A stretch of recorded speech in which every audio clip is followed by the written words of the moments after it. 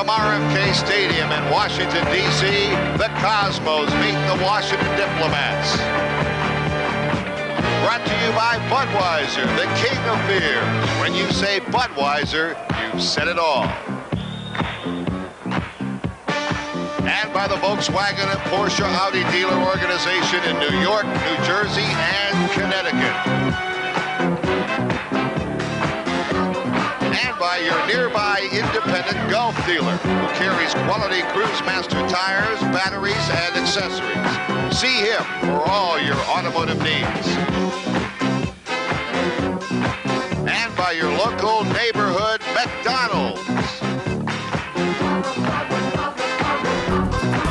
Welcome to Good Seats Still Available, a curious little podcast devoted to exploring what used to be in professional sports. Here's your host, Tim Hanlon.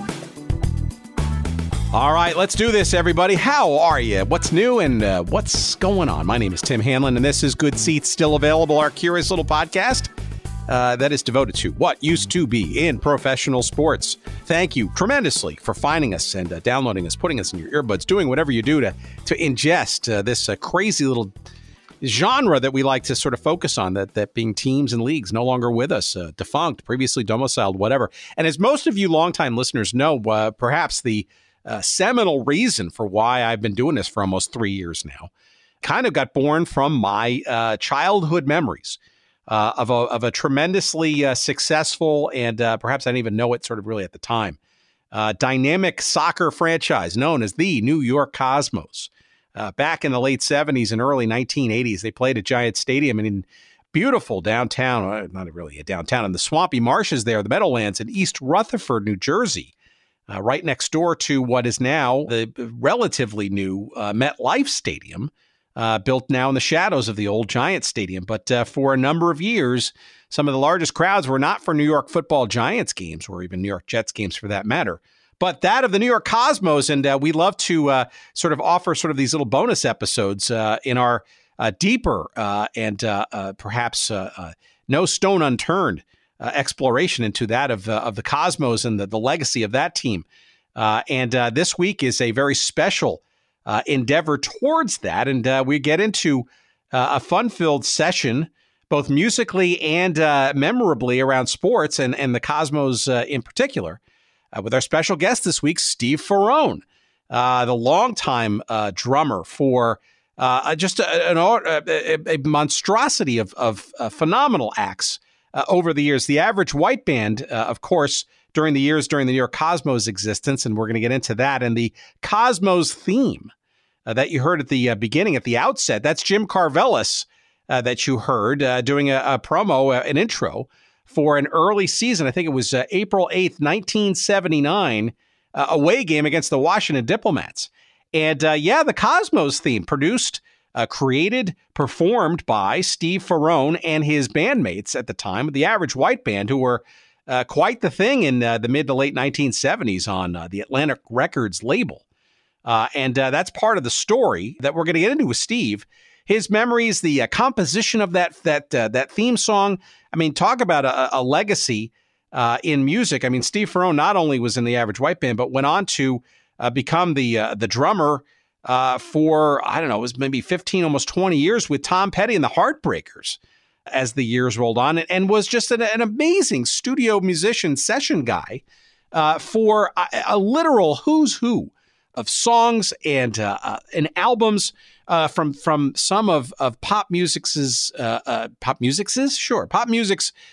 greatest names, Hall of Famers and all, Chaka Khan and Duran Duran, Scritti Politti, the Bee Gees, Anita Baker, George Benson, Whitney Houston, Brian Ferry, Pat Metheny, Steve Winwood.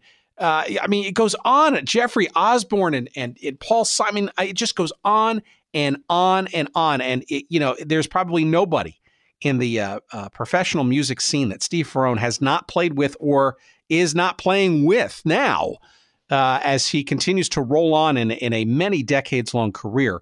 And a lot of it sort of got its fuse lit when he was with the Average White Band in the mid to late 1970s. And that is when he and his bandmates Hamish Stuart This is, I guess, sort of the classic version of the band, Onnie, McIntyre, and Alan Gorrie, part of that mixture. When the average white band, arguably, if you will, the house band for this team called the New York Cosmos, and the theme song for that team. And we're going to get into that with Steve, or we talk about sort of how all these things, these cosmic things, if you will, came together in Atlantic Records and Warner Communications, which owned the team and the label that the average white band was on, and the number one single and album that they had, and all that kind of stuff. We're going to talk about all of that stuff. Ahmet Ertegun and Neşeli Ertegun and Steve Ross and all the great sort of things that sort of came together that sort of made that sort of happen. I think you'll find it fascinating and intriguing, as I did with our guest this week, Steve Ferrone, or is it Ferrone? We'll talk about that in a second, too, in our chat coming up in just a couple of moments. It's as fun. It's a great excuse to talk music, and Steve is a wonderful cat, and we look forward to sharing that chat with you in just a few moments. Let's get a couple of commercial things out of the way first, however, and perhaps if you'd like to celebrate the New York Cosmos soccer team this week, by all means, why not try out two of our great sponsors and perhaps getting a few items or garb, wear, whatever it is, by all means, check them out at sportshistorycollectibles.com. That's one of them. Our friend Dean Mitchell in San Diego. And if you want to find some great memorabilia of the Cosmos and the old North American Soccer League in which they played, check them out, sportshistorycollectibles.com, and use the promo code GOODSEATS, and you're going to get 15% off all of your purchases there. You're going to find a lot of fun, great NASL soccer stuff, and a lot of great Cosmos stuff, too. There's programs and pennants and media guides and buttons and stickers and all kinds of things. It's I send a kinder, gentler, and more well lit form of trade or eBay, if you will, and it's all devoted to great sports memories of teams and leagues of the past across a whole wide array of sports, not just soccer. But yeah, you will find a great bunch of soccer stuff, NASL stuff, American Soccer League stuff, certainly Cosmos stuff at sportshistorycollectibles.com. Make sure you use the promo code GOODSEATS and you will get 15% all of your purchases when you do so. And if you're a big fan of the Cosmos and the North American Soccer League, well, there's no better place, frankly, to get shirts that commemorate all those great teams. And boy, oh boy, there were dozens of them, weren't there? At our friends at streakersports.com. They call themselves the purveyor of sports culture. And streakersports.com, just go into the defunct leagues section. They've got a whole bunch of other things, too. And you'll find a whole bunch of other defunct leagues besides the old NASL. But check out the NASL section, and you're going to find, you'll see all the great teams, I think just about all of them, that sort of pranced across your television set, or the green or sometimes patchy brown fields of the old North American Soccer League. And there are just dozens and dozens of shirts commemorating those great teams from the old North American Soccer League. Again, streakersports.com. Of course, we have a promo code for you there, too, and that is Good Seats. Yep, Good Seats. That's the promo code at streakersports.com, and you're going to get 10% off all of your purchases there. Again, that's streakersports.com, promo code Good Seats. We thank them and of course, our friend Dean at sportshistorycollectibles.com, and all of our great sponsors. And that's perhaps the best way to show your love and support for our show, by making a purchase there. Of course, we get a little bit of love when you do so early and often, and we appreciate your doing so. And of course, we appreciate your continuing to listen to our fun chat with the great, the legendary musician and drummer extraordinaire, Steve Ferrone. And here's our chat we had just before the holidays, and please enjoy.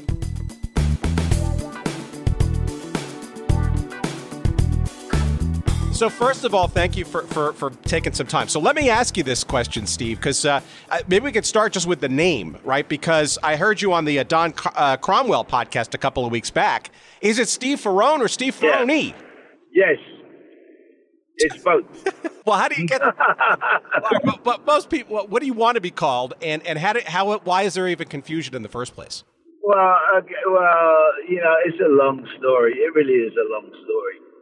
It's like when I was born, it was actually Ferroni that they put on the birth certificate, and the only reason that they used that name at all was because when I came out, I didn't look like I was black. I looked like I was Italian. So they decided that this woman had been to see the midwife had been to see a movie, and they had this guy who they could never remember his name, and his name was Ferrone. So she said, "Why don't we call him Tony Ferrone?" So they named me Tony Ferrone. But when I took colour, my parents felt stupid with a black kid with an Italian name. So, well, my mother did. So they changed the I to an E and pronounced it Ferrone. But all my friends used to call me Ferrone anyways. So, you know, it was. I answer to both. When people read it, they say Ferrone. If they ask me my name and I say my name's Ferrone, they don't understand it. They say, what? So if I say Ferrone, they get it right away. So I answer to both, actually. Yeah, but you don't answer to Tony. No, that's my middle name.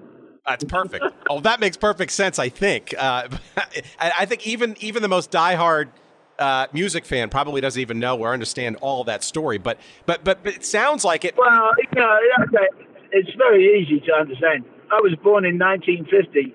My mother was white and my father was black, and I was illegitimate. That's all you got to do. That's all you got to figure out is that it wasn't that easy. In 1950, it wasn't that easy. You know, right nowadays it doesn't really mean too much, but back then it was a scandal if you got pregnant and you weren't married. You know, my mother got pregnant by a black man and she wasn't married, so that caused a bit of a scuffle to try and stop the tongues from wagging in the town.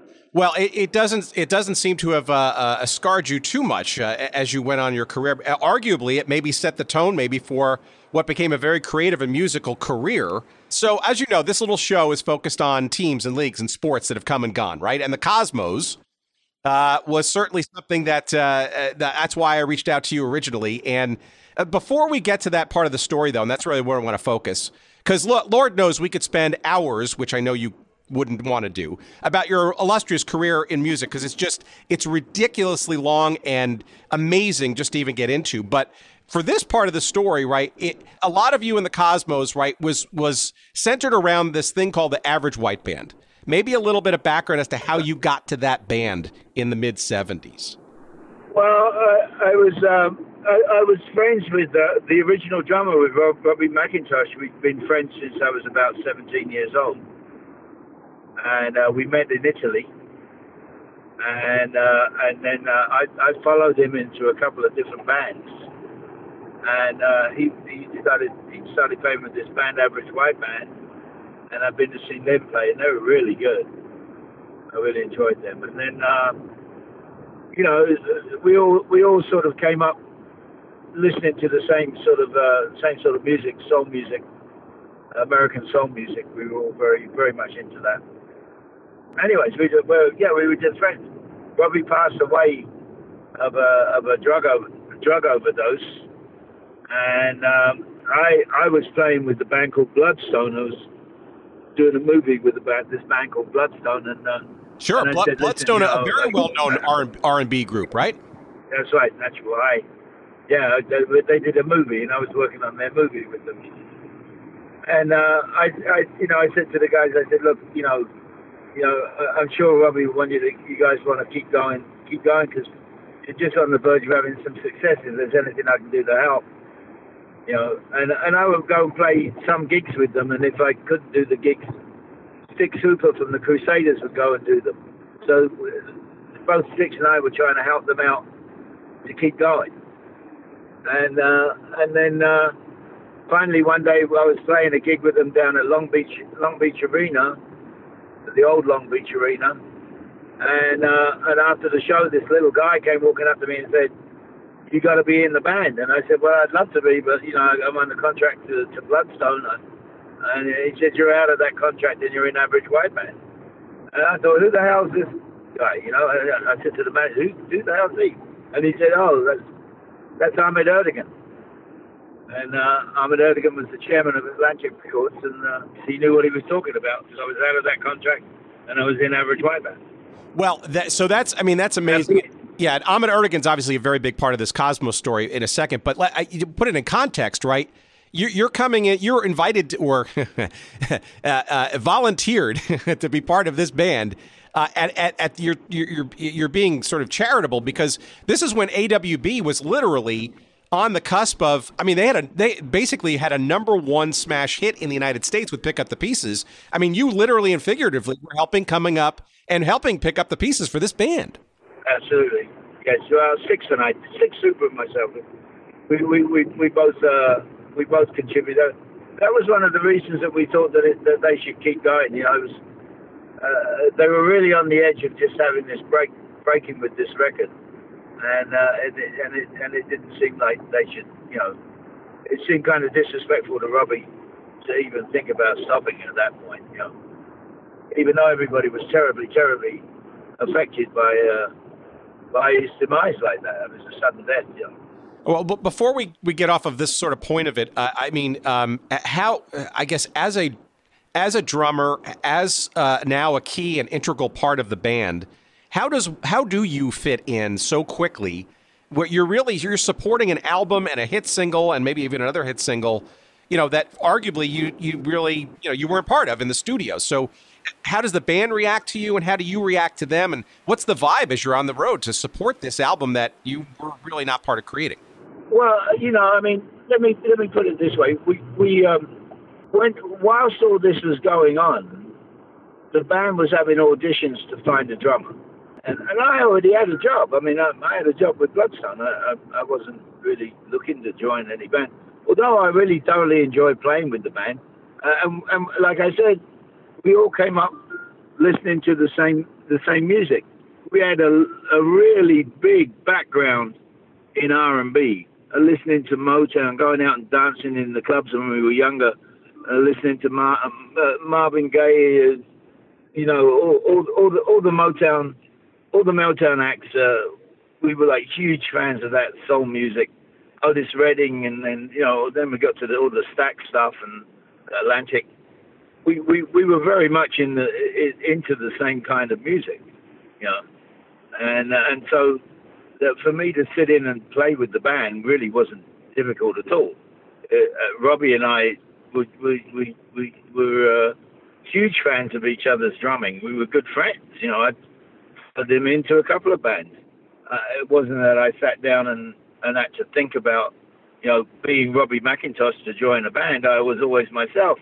Our styles were very different but very compatible because we liked the same sort of music. We had the same focus at the end. So it was a relatively smooth transition, albeit for obviously the emotional toll and the tragic circumstances, for sure. Absolutely. I mean, we were all really affected by Robbie passing. I mean, we'd known it. We were friends. We knew each other. We all, you know, I mean, I was mainly close with Hamish and with Robbie.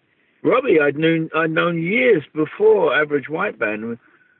Alex Lidgetwood, who ended up singing with Santana, he and Robbie used to play in a band called the Senate in Italy, and we used to stay in the same hotel together, me and the guitarist from my band, and then there was Robbie and Alex, and all we used to do was listen to music and drink cheap wine. That was about it, you know.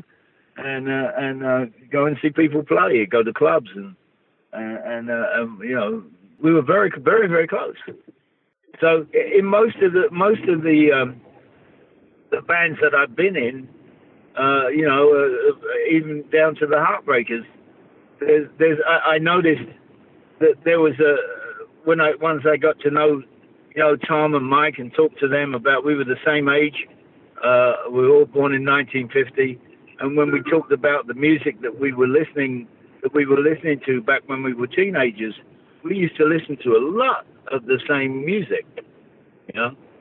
So that kind of made it an easy transition for me to get into the Heartbreakers. All right. Well, talk to me about Ahmet Ertegun then, because you referenced him earlier. Obviously, give our audience a sense of who this guy was, right? Because not only did he have an ear, but he was transcendent, I think, in terms of music. at Atlantic Records, and then he heard something with you for sure. Well, yeah, I mean, he and his brother Neswi, they started off as being like jazz fans. I mean, they were sons of diplomats, Turkish diplomats, and they were huge jazz fans. They'd go around and they'd listen to these people making this music, making jazz, and then they decided, well, let's record this stuff. Let's you know, they were you know, wealthy guys from a wealthy background, and they had some privilege, and they wanted to start recording this music, and they took an interest in the music. They were very much from the music. They didn't come into the business to make money. That was just by the side of it. They came into it really to have fun. You know, they had fun and made an enormous amount of money at the same time. It was the perfect life for them. You know, and they surrounded themselves with like-minded people, such as Jerry Wexler, Tom Dowd, Arif Mardin, some of the guys that have produced some of the most classic music ever. I was at a video shoot the other day, and it was sort of a background, a backup movie to not the Snake Pit. What was the movie that they made about the Los Angeles musicians, The Wrecking Crew? Yeah, sure. Yeah, it was like they're doing a follow up to The Wrecking Crew, and I said to the guy, "Well, when are you going to do a movie about the East Coast and Memphis guys?" I mean, it was like the amount of music that came out of New York and the music and musicians. It was absolutely phenomenal, you know. So, you know, we're talking about a different sort of. It's a different world out there now with the musically. You know, it seems it's all about, like, the bean counters got hold of our business, and they kind of forgot where it came from. You know, it was meant to be like fun and music. Explain to me then what the vibe and the scene at Atlantic Records in 1974, 75, 76, the middle 70s, with the Erdogan brothers. You're mentioning Arif Mardin. It just had to be I want to say proverbially once in a lifetime, but kind of a unique situation. What that vibe was like, not only the band, but also just Atlantic Records generally. It was fantastic. It was, you know, it was creative. Everybody had the space, the time to create, to see what they could come up with, to even like go in different directions than what we'd gone in before. It was an amazing experience to be there. You know, there were so many good friends, and they called it the Atlantic family. And you know, still to today online, there's a group of people that were employed, the former employees. And you're talking about A&R, presidents, vice presidents, that are all still connected online, that still talk to each other, show up at each other's funerals, musicians. It was very much a family. You know, everybody really loved their job. And I don't know if that's around. You know, I don't know if that's around anymore. You know, you used to be able to. I remember once going and doing a session in Capitol Records, and in Capitol Studios in Los Angeles, and I was downstairs, and an A&R guy upstairs in Capitol, who worked for Capitol Records, heard that I was downstairs and came down and introduced himself and said, "Please come up and meet the people in the office." And I went up to their office and walked around there, and said they introduced me to everybody and loaded me up with, "Man, you should listen to this album, that album." They gave me like a whole bunch of albums, and it was really nice to meet them. And I had nothing to do with that label, but everybody was sort of in the music business together. Everybody loved music, and whether you were on their label or not on their label, it was just a question of like, you know, you sort of like earned your stripes, and they wanted to meet you and wanted to know you and wanted to know about you, and therefore that's when, you know, great collaborations started to happen, when people would say, "Well, can you play on this person's album?" And some great music was made. Yeah, how much of that was Atlantic Records specifically, or how much of that was just being in the music industry in its some heyday well, I believe, generally. Look, I believe that the music industry was pretty much like that. I mean, I got a call once from Herb Alpert, and he asked if I could come out to Los Angeles, and I said, "What, to work on something?" He said, "No, just come out. I'd like to meet you for a second." So he flew me out from Los Angeles, and I went and met him, and we went and had lunch, and that was it. He just wanted to meet me for some reason. I guess that we heard some music. We talked about music I played on, talked about his music, and that was about it. I don't see that happening now in record companies. I don't see that interaction between musicians and record companies. Well, let's also put it in perspective for our audience, right? I mean, you're not just any sort of run-of-the-mill drummer, right? You're playing in one of the hottest bands in the mid-'70s with the Average White Band. I mean, you're playing on amazing debut albums like Chaka Khan's album in '78. I mean, you have a distinct style, and you're making more than a name for yourself on a number of different fronts, whether it's Atlantic Records or otherwise, right? So, but it does speak to, I think, that '70s sort of mid-'70s kind of creativity that, to your point earlier, is just completely sucked out of the industry these days. But Atlantic Records seems like it was somewhat unique in the extremes by which it supported that creativity. Is that a fair statement? Yeah, I'd say Atlantic Records was a vanguard in that area because of the stable that they signed. I mean, when you think of it, the Rolling Stones, Foreigner, Average White Band, Bee Gees. I mean, what they called WEA, Warner Electra Atlantic, was a powerhouse. It had a lot of Chic. It had all these different, from R&B, Aretha Franklin, to Led Zeppelin. I mean, come on, one label. Think about it. One label, Aretha Franklin and Led Zeppelin. I mean, who has that now? Who does that now? They sort of they put themselves in these little pockets. We do indie rock, or we do rap, or we do nobody does that kind of signings now. That spreads. That just loves great music, not good music. You're not even talking good music. You're talking about great music, right? If you say Aretha Franklin and Led Zeppelin, that's a start. And then you got throw the Rolling Stones in there, some Average White Band, the OJs, Foreigner, the Spinners. It's all, and still have a label that produces music from John Coltrane, Miles Davis, McCoy Tyner, Max Roach, Art Blakey, all the great jazz artists, one label. I mean, not good, incredible. And still stands the test of time, for sure. Did you know at the time how special that was, honestly? No. If I'd have known, I would have paid more attention to it. Look, it's like I went to see, when I was a little kid, when I first started playing, I started playing with kids that were 18 years old, and I was 13. And these kids were like into the blues, and they took me to see these blues tours with Sonny Terry and Brownie McGee and Lightning Hopkins and Bo Diddley and John Lee Hooker, all the great blues artists on one tour. And I go and see that, and I enjoyed it, but I didn't realize what it was I was watching until now. I was thinking, man, I should have paid more attention to that when I could see those guys like standing in front of me playing. So these things you don't really realize, it's that when you're in that present. I went and saw Hendrix when I was a kid playing Brighton. It's like I could have paid more attention to that too.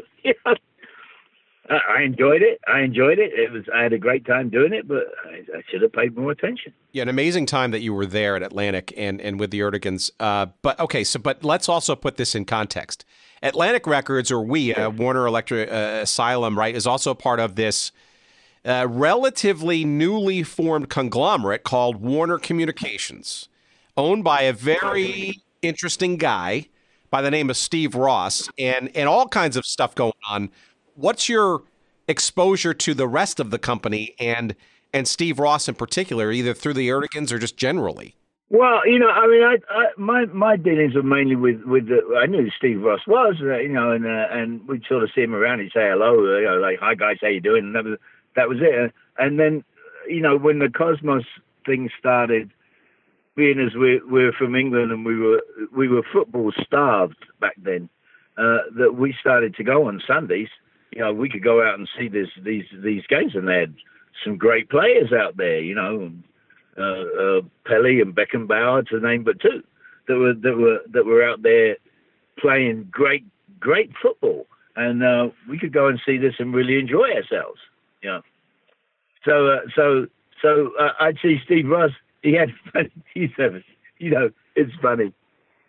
He used to be up in the middle tier, just raised. We always used to be down on the ground, and he was up on this middle tier, and he had a special belt made, what he would put round his waist and put over the railing, and probably in case he got too excited and fell over the railing, that he wouldn't fall all the way down into the crowd. It was the funniest thing. He used to have this special belt on up there, but watching the game, yeah, it's hilarious. It's true. I've read a lot about Steve Ross. I've met his son a couple of times, and Mark, and indeed, I mean, he was beyond passionate about that Cosmos soccer team. I think it's partially because, in many respects, like a lot of people, he wanted to get an NFL franchise, American football, was not able to do so, and he saw soccer as sort of his sort of next best opportunity to be a pro sports baron. And it was packed. That stadium was packed every Sunday. It was just packed, jam-packed, sold out. I was really having problems trying to figure out why there wasn't more of a. I don't know anything about the business side of it, but it was hard to believe that, hey, this has taken a really, really strong grip on the here in New York. Anyways, I think everybody that was like all the South Americans, Hispanics, English, Scottish, Germans, Italians. All the mishmash that you got there in New York, everybody wanted to go and see the Cosmos play, and it was just fantastic. It was a fantastic moment, especially when we got out to do the song. Let's get to that in a second. Just to remind our audience, or even to introduce the concept to our audience, that I think people forget in the mid to late 70s, New York was an interesting place to be on a number of different levels. But these Cosmos games were a cultural phenomenon, right? I mean, not only were star musicians like you guys in the stands, but I mean, it was the cause celeb for everybody, from Andy Warhol to Paul Newman, just the Rolling Stones and the dressing room. I mean, it was an incredible assortment of stars, and it was almost like Studio 54 West for a period of time while playing soccer as well. It was amazing. Absolutely, and it was great. I mean, and they'd have, like, I remember the Italian team came over or the French team came over and played the Cosmos, and so that was like it's such a cosmopolitan city like New York, anyways. It sort of brought everybody would come out and see their players, and having such an international team like the Cosmos with English players, South American, Brazilian, Argentinian, Italian players, Giorgio Canaglia. It was just wonderful. Everybody went to see that. It was just like this World Cup team with all the great players from all these great players from around the world, and everybody went to see these people play together. It was wonderful, uniting feeling. Yeah, and talk about not necessarily appreciating it at the moment. I mean, that as a kid growing up watching those games, right? Only in hindsight do you recognize just how cosmic, if you will, that array of talent was at that time, and it was truly a special blend of situation for that team to be on there. Absolutely, and it was just so much fun, and it was just great. We really enjoyed it, and it was kind of weird for us to see football because they had cheerleaders and everything. It's not like football games. It's not like American games where the team the audience needs to be told to make noise. Football. Well, I call it football. What you would call soccer in America. We don't really need No, we don't really need much egging on to make noise at a soccer game, football. Well, I can't call it soccer. It's just really too hard for me to call it soccer. I always say, when Americans learn to call football, then they might stand a chance of winning the World Cup. I would agree with that logic. I highly subscribe to that.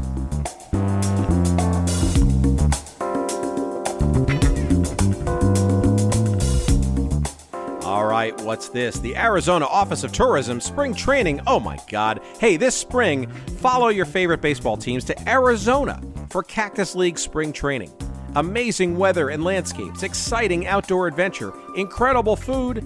Arizona. It's the perfect home base for baseball fans. Follow your favorite baseball teams to Arizona for Cactus League Spring Training. 10 stadiums, 15 Major League Baseball teams, and 75-degree temperatures. Awesome. And all 10 stadiums are in the greater Phoenix area, all within 50 miles of the city. Meet players, get autographs before the games, and just enjoy an old-fashioned ballpark experience in beautiful preseason weather down in Arizona.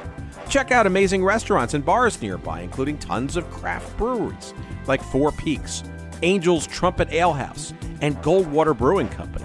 Enjoy live music from local and national artists, and explore museums featuring everything from native heritage to modern art to musical instruments from around the world and more. Arizona is known for its incredible landscapes too, as well as thrilling outdoor adventures. So hit the road and explore Arizona's urban centers or ghost towns or artsy communities or quirky outposts. You can hike, you can bike, you can take Jeep tours, hot air balloon rides, skydiving, jet skiing, or just taking in a good old-fashioned sunset. No matter what you love to do, Arizona has you covered. Check out must-see destinations from your bucket list like the Grand Canyon, Monument Valley, Horseshoe Bend, and even the great Old West city of Tucson. Bringing the kids along for spring training? Hey, Arizona's a fantastic destination for families, too. Family-friendly resorts and hotels offer plenty of fun for kids of all ages, from water parks to horseback rides to games and activities. Arizona also has tons of stuff for kids to do and see, like wildlife parks and science museums, aquariums, and even dude ranches. So what are you waiting for? Plan now for your spring training getaway at visitarizona.com/spring training. That's visitarizona.com/spring training. Hey, and don't forget, send us a postcard. All right, what's this? ExpressVPN? Okay, well, so we all know how a VPN protects your privacy and security online, right? Well, what I didn't know until recently, and truly, it's taken my TV watching game to the next level, is that you can use a VPN to unlock movies and shows that are only available in other countries. For example, over the weekend, I used ExpressVPN to binge watch Doctor Who on UK Netflix. It was so simple. I just fired up the ExpressVPN app, changed my location to the UK, refreshed Netflix, and that was it. I got to watch all those shows as if I were watching in the UK. You see, ExpressVPN hides your IP address and lets you control where you want sites to think you're located. You can choose from almost 100 different countries, so just think of all the Netflix libraries you could go through. Hey, do you love anime? Well, you could use ExpressVPN to access Japanese Netflix and be spirited away. Hey, but it's not just Netflix. ExpressVPN works for just about any streaming service: Hulu, BBC's iPlayer, YouTube, you name it. There are hundreds of VPNs out there, but the reason that I use ExpressVPN to watch shows is that it's ridiculously fast. There's never any buffering or lag, and you can stream in HD with little to no problem. ExpressVPN is also compatible with all of your devices, your phones, your media consoles, your smart TVs, and more. So you can watch what you want on the go or on the big screen wherever you are. So visit my special link right now at expressvpn.com/goodseats, and you can get an extra 3 months of ExpressVPN for free. Support the show and watch what you want from where you want, and protect yourself all at the same time. Again, at expressvpn.com/goodseats. One more time, expressvpn.com/goodseats.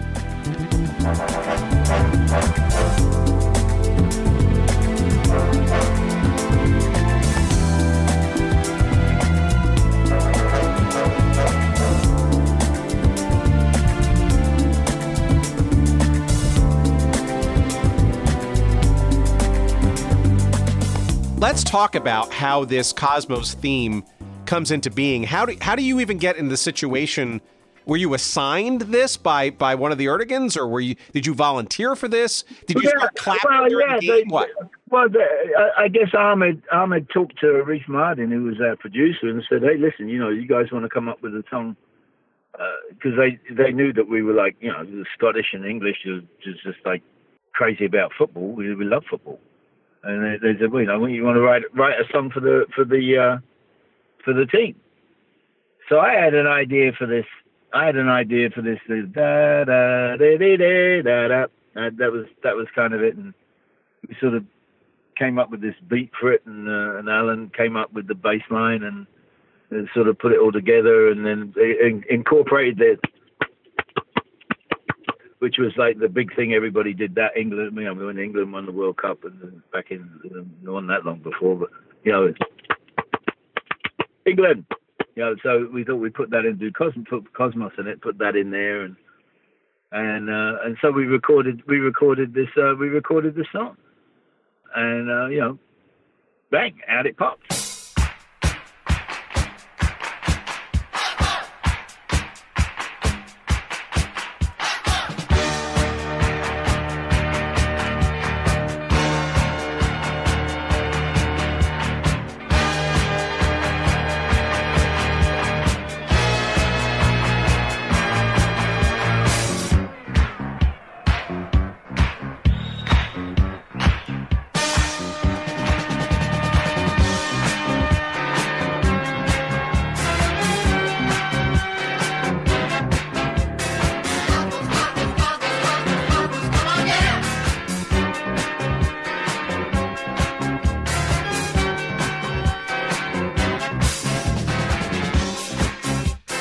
Now then, it came to like putting it to the team. Did the team like it?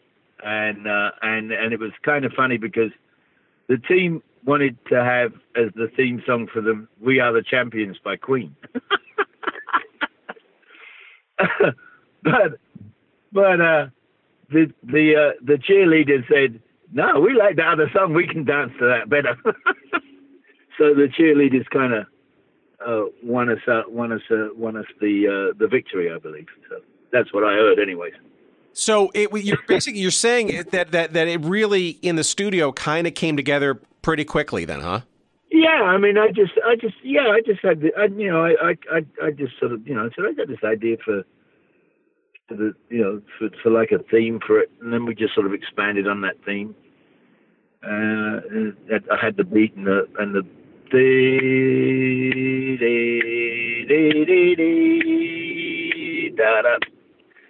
that was the start of it. That was the beginning of it.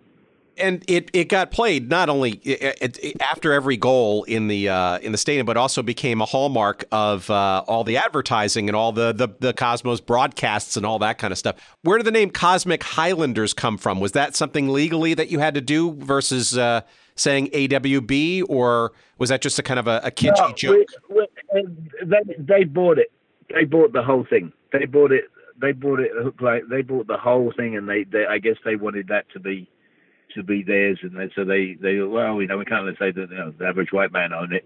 We signed away any ownership to it at all whatsoever. It was our pleasure to give some music to the Cosmos, and that was we were honored to be able to do that. So give me a sense then of were you? It sounds like you're obviously soccer fans, but did you sort of get into this whole Cosmos theme, because it did seem like the scene. It did seem like it was.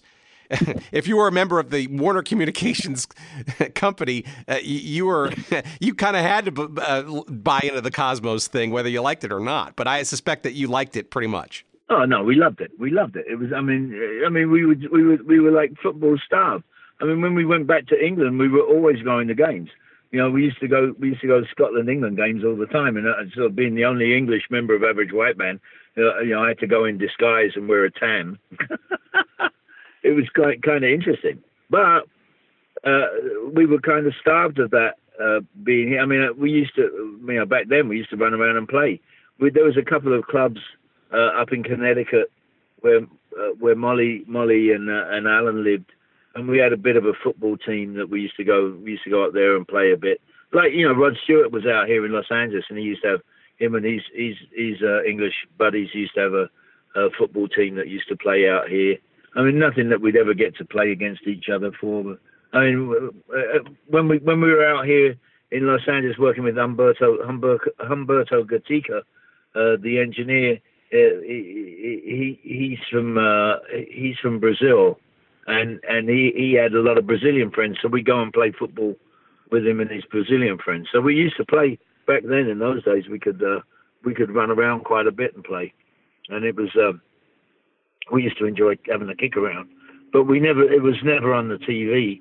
I mean, I remember even when they had the World Cup here in the United States, there was the semi-final was on, and I was in a cab going to New York Airport, getting ready to fly over to Europe, and me and this Puerto Rican cab driver were trying to find a football game on the radio, and what they were playing was a replay on the sports channel. On the sports channel, they were playing a replay of the Stanley Cup game that year, and so it was really sort of disrespectful.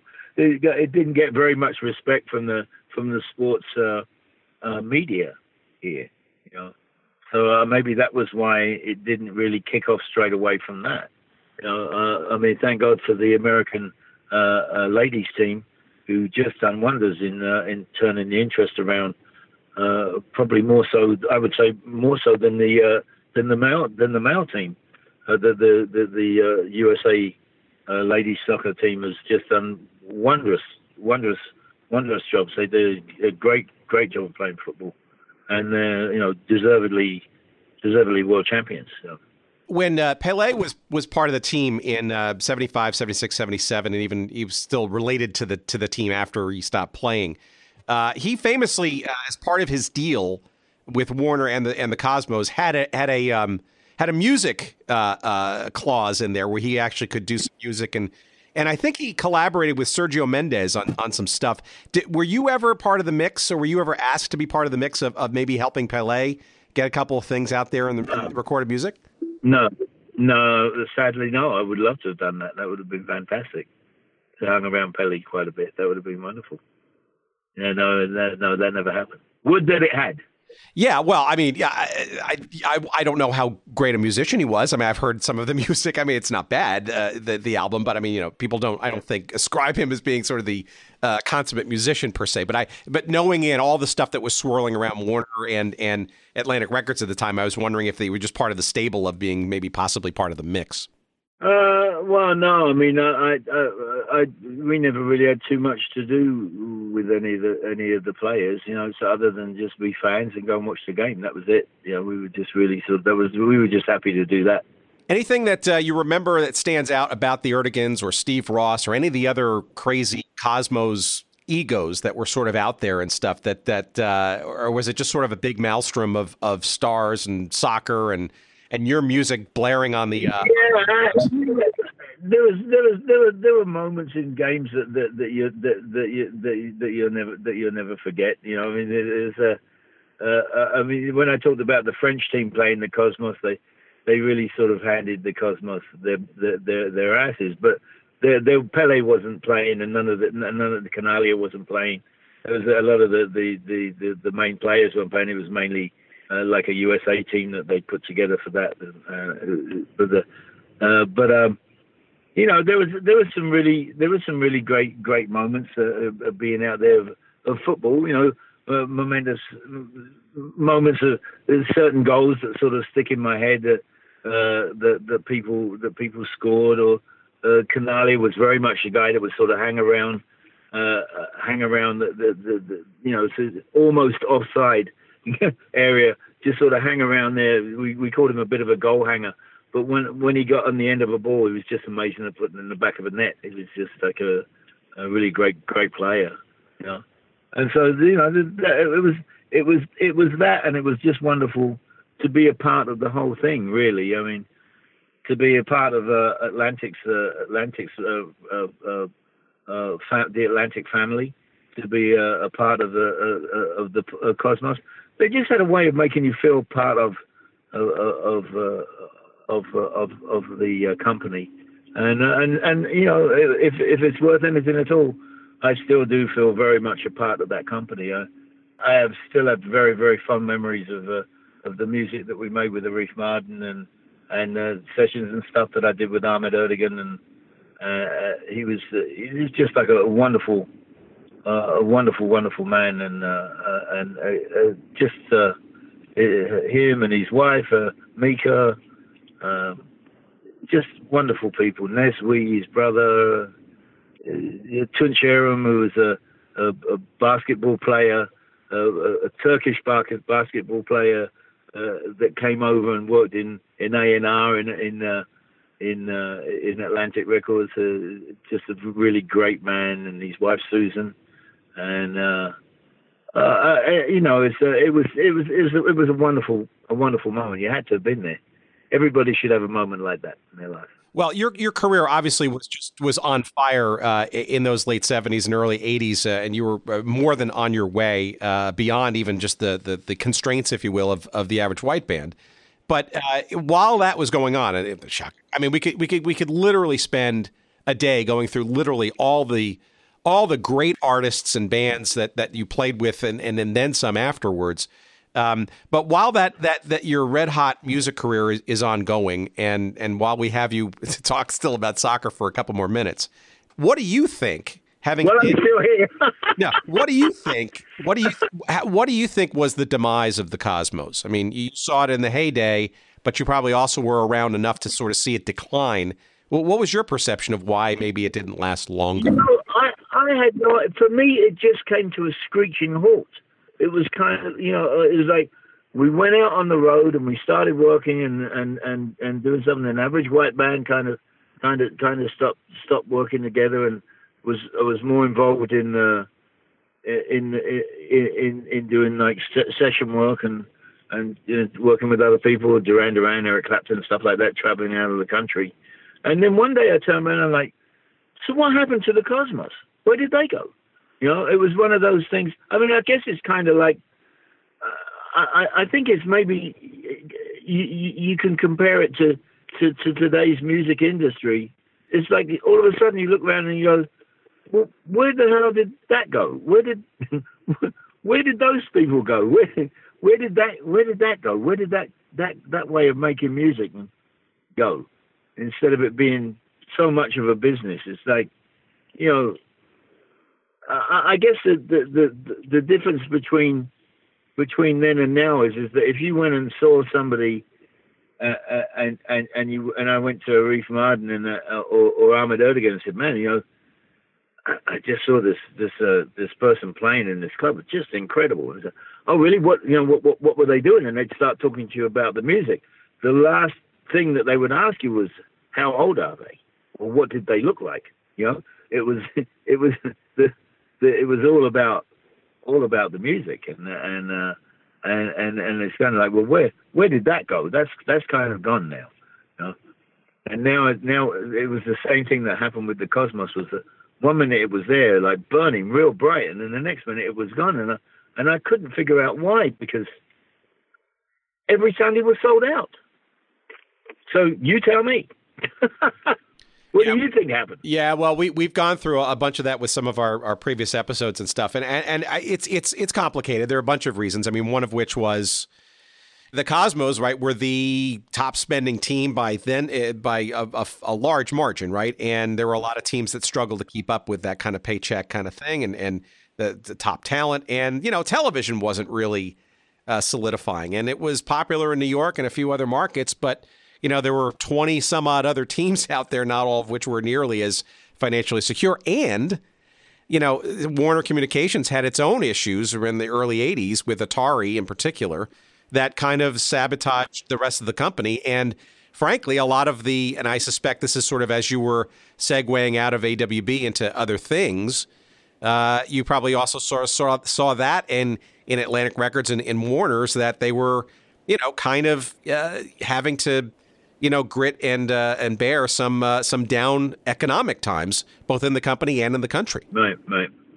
I mean, I guess that's the only thing that I can think that happened, that financially there was something fell out with out of the bottom of it, and they just couldn't keep it going. But yes, I mean, I did understand that there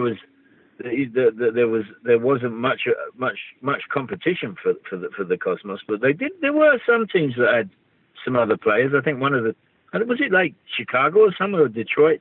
Didn't they get Georgie Best or something to come and play with them? Oh, yeah, sure. Point? George Best played for 3 teams in the NASL. In Los Angeles, he played in Fort Lauderdale and in San Jose. Yeah, and he was, matter of fact, one of our dream guests as well is Elton John. I mean, I don't know how much he remembers about 1974 and owning the Los Angeles Aztecs and bringing George Best over to the NASL to play.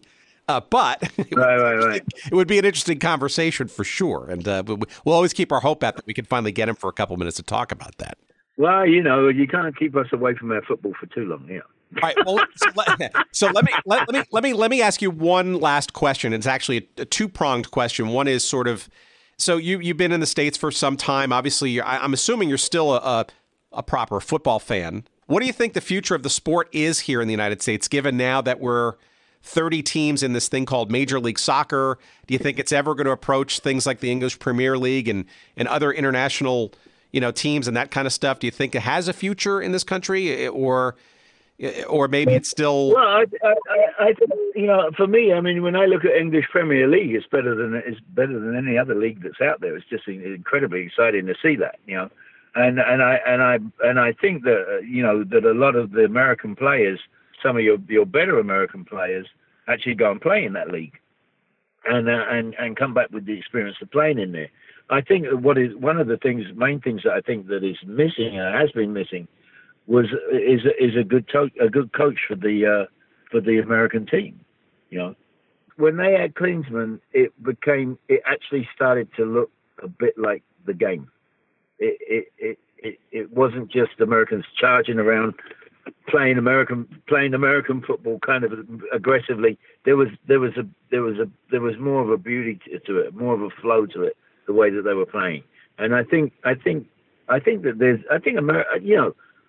America could put together a great team, a fantastic team of great players. You have the athletes, you have the training, you have the finances, you have everything to do that.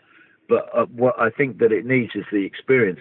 It can get there, I think it can get there to be as this league, the leagues here, the players. But I think that they have to go and play there to be able to figure it out. Well, you live in LA. Have you gone? Do you fancy yourself going to LAFC games or Galaxy games, or is it not sort of your cup of tea? The only time that I've ever been there was I went there to see a boxing match. Well, I think that answers it right there. That's the only time I've ever been there. But I mean, they play down the street from me. There's the football fields up in Balboa Park. They've redid all the football fields there. They play there every Sunday. There's lots of teams play there. At the high school next to me, they have football matches there all the time. And now I get to watch Premier League on the TV. I tape all the things and see all the games. And my hometown team, the Seagulls, the Brighton and Hove Albion, I've been watching them play, and that's been fun to be able to see them play in the Premier League and stay there, by the skin of their teeth, but they're staying there. And so I think the interest in football here in America has changed a lot from back then. I think that they figured out that the game, they don't have to stop and start the game to have adverts to make money from it. That they can, like they do in Europe, they run the ads along the side of those panels around the field, and that money can still be made from it, and they can still add their advertising without interrupting the game or putting something over the game that you might miss something. So I think maybe it's a different world now. Well, I don't know. I think we got to get you to an MLS game in LA so that you can, God forbid, maybe even come up with another theme for yet the next generation of sports teams here. I mean, you've done it. I might drag myself down there. They got a new stadium down there now, so I might go down there and see when they start playing again. Let me ask you one last question then. So musically, obviously, you've been just a force, right? A drummer extraordinaire, and then some. With just literally a litany, a who's who of Grammy winners and legacy talent and all that kind of stuff. And again, we'll do an intro that sort of at least gives some of that justice. But so you've wrapped up with the Heartbreakers, right? And you've got a new band out, or a relatively new band, with some of your old mates, no? Right now? Yeah, with Hamish. Well, actually, it was a band called 360. It was Hamish and I and Molly Duncan from Average White Band. But Molly passed away a couple of months ago, so there's only 260 now. We're both rapidly approaching 270. But we did go to England and do a tour and finish the tour that we were supposed to do with Molly, and we had a really nice memorial service in Montrose with his family, and I said to him, he said, "What do you think? We should keep going?" He said, "Yeah, let's do some more." So we've been writing some more songs, and we'll put something else out maybe the end of next year. And that's great. I get the sense that you don't strike me as the retiring type, right? I sense that music is always going to be part of your life, and you've got lots more still left in you in some form or fashion, no? Well, it's kind of hard to retire from playing. It's like I just play. I love playing. I love making music. I love it. There's nothing like it. I mean, I really love doing it. I mean, I play. I have a little jazz band. I got invited to play with two guys, Matt Politano and Matt Corey.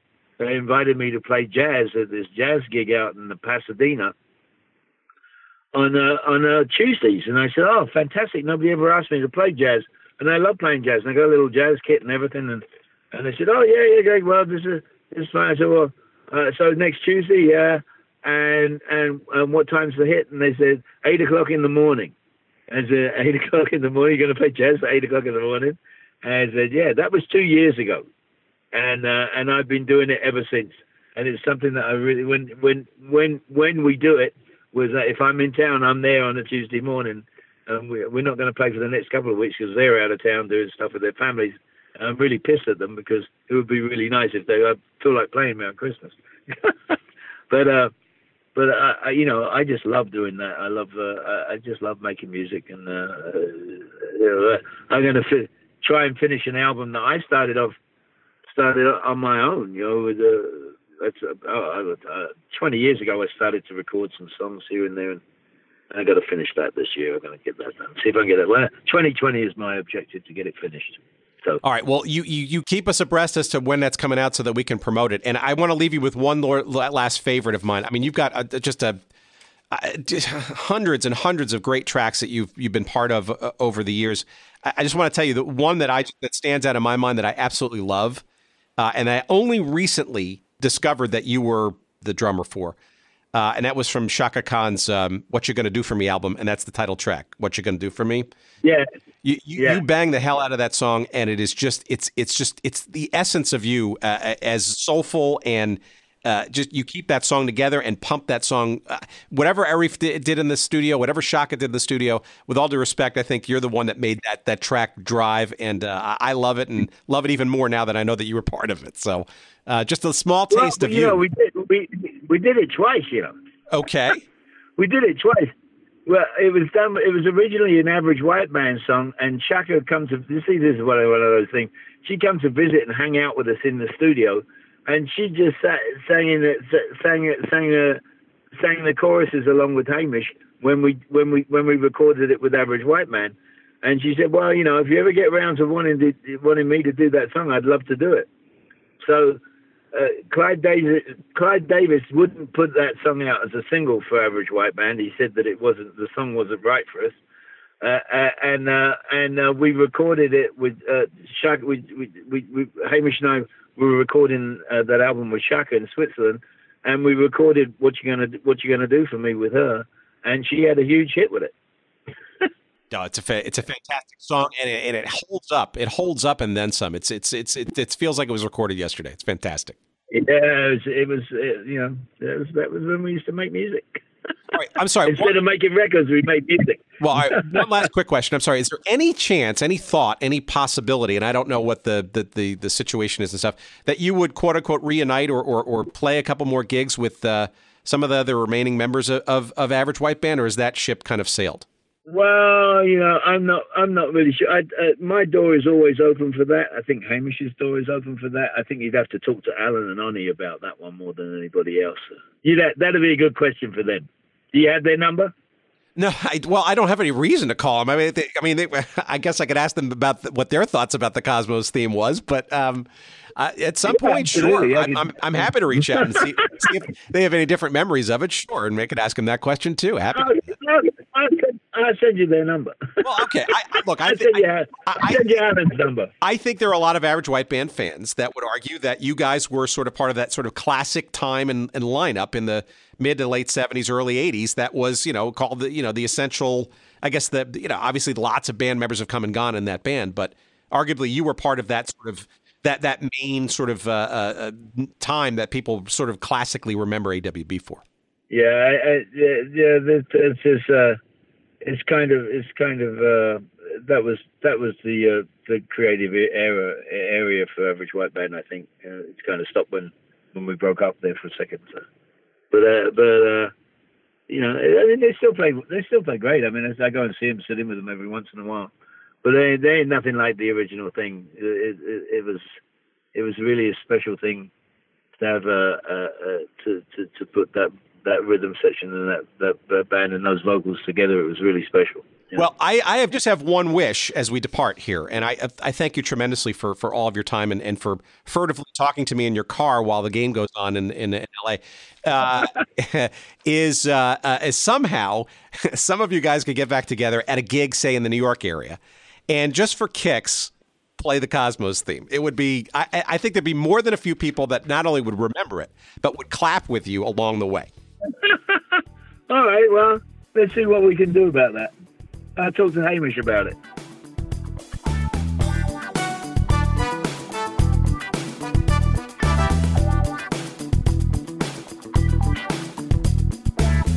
All right, there it is. The door is open, and we look forward to figuring out maybe the opportunity to perhaps, in our own selfish way, maybe get Steve and the remaining members of today's touring Average White Band back together for at least one little session, maybe to sort of recreate that great Cosmos theme, known as by the way, they were under the nom de plume of the Cosmic Highlanders. I think we kind of mentioned that a little bit, but if you're looking for it on eBay or looking for it out there in the ether, you will not find the song, the Cosmos theme song, under the name of the Average White Band, or even AWB for that matter.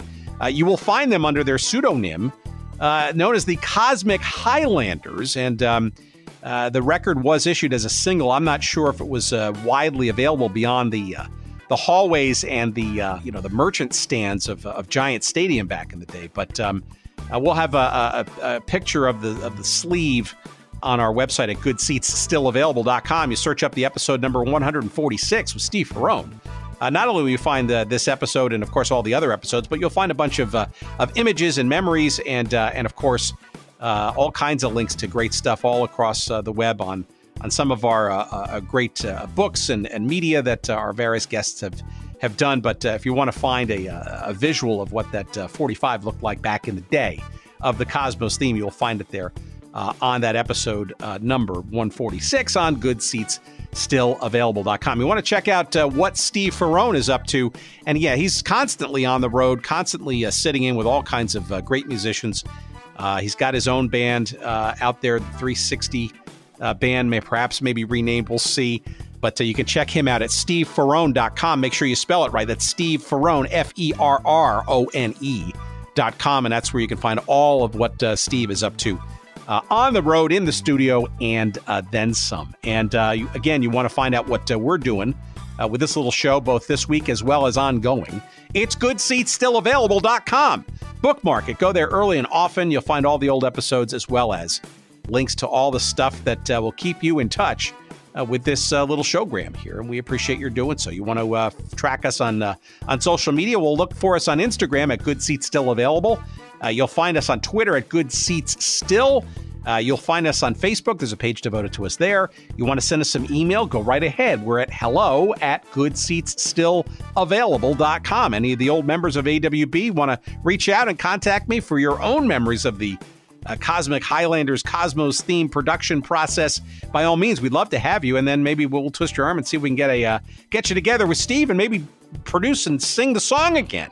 That would be fun and a great sort of closing of the historic circle for we Cosmos fans out there, and we appreciate that. Also, while you're on the website, if you want to sign up for our weekly email newsletter, you can do that too. There's a link to that there as well. And one last thing, of course, our friend Jerry Payne and Podfly Productions. They are the producers of all of our collective pieces each and every week, makes us sound somewhat humanly consumable, and we appreciate it every week, of course. And you want to find out more about Podfly and their production efforts and their services, of course, you can do so by going to podfly.net. All right, we leave you this week with the full, long version of the Cosmos theme, inclusive of the infamous, or famous, depending on your perspective, Cosmos clap. Yeah, you'll hear it a couple of times in there. And please enjoy it. It's Steve Ferrone and his friends in the old AWB, the Cosmic Highlanders, and we thank you for listening this week. And until next week, ta-ta and be well.